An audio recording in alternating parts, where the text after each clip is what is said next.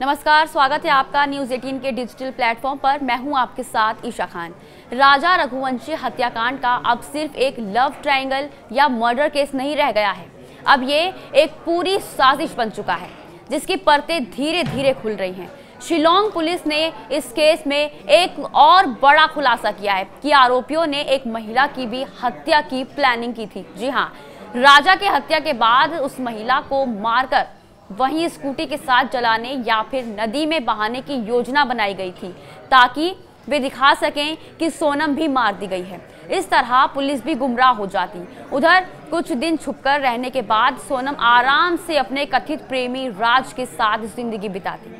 SP विवेक CM ने बताया कि आरोपियों की ये साजिश सिरे से नहीं चढ़ सकी और उससे पहले ही सबकी पोल पट्टी खुल गई। ये भी जानकारी मिली है कि हत्या के लिए राजा की जो प्लानिंग की थी उसमें इंदौर से आरोपियों को मोबाइल और 50,000 रुपए के साथ सोनम के लिए काले रंग का बुर्का भी दिया था। ये बुर्का विशाल सोनम के लिए शिलोंग ले गया था।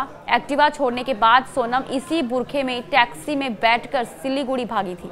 बता दें, पांचों आरोपियों से पूछताछ कर रही है पुलिस। शिलोंग के सदर थाने के लॉकअप में बंद आरोपियों की आपसी बातचीत पर भी पुलिसकर्मी नजर रखे हुए हैं। हालांकि बताया जा रहा है कि ये लोग ज्यादातर समय शांत ही रहते हैं। वहीं राजा रघुवंशी को क्या पता था कि जिससे वो बेइंतहा मोहब्बत करता है वही उसकी मौत की स्क्रिप्ट लिख रही है। 28 मार्च सोनम और राजा दोनों क्लॉथ मार्केट गए थे। सोनम ने खुद राजा के लिए शेरवानी सिलेक्ट की थी और कहा, यही पहनकर आना, बिल्कुल मेरे दुपट्टे से मैच करेगी।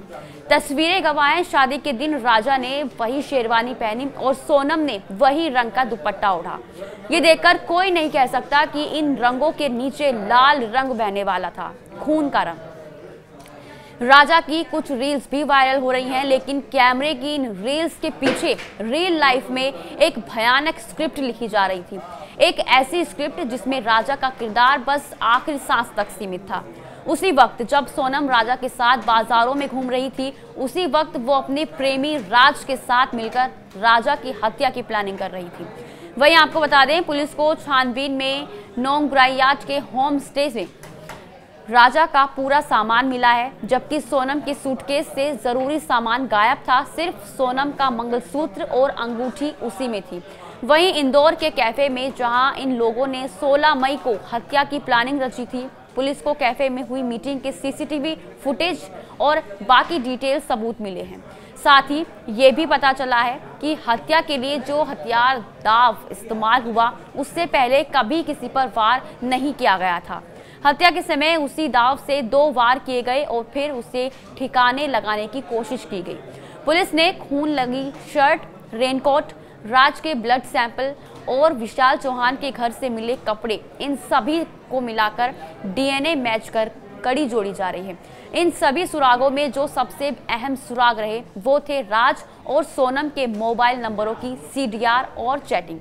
बता दें, हत्याकांड में सोनम 3 से 4 मोबाइल उपयोग कर रही थी। यूपीआई पेमेंट जितेंद्र के खाते से हो रही थी और राजा का पेटीएम अकाउंट भी वे खुद ही चला रही थी। हत्या के बाद सोनम ने 23 मई को अपने दोस्त अभिषेक को इंस्टाग्राम आईडी पर मैसेज किया ताकि वे पुलिस को गुमराह कर सके।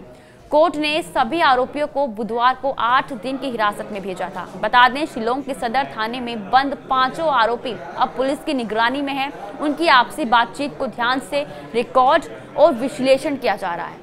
इसी के साथ आज के लिए बस इतना ही। नमस्कार।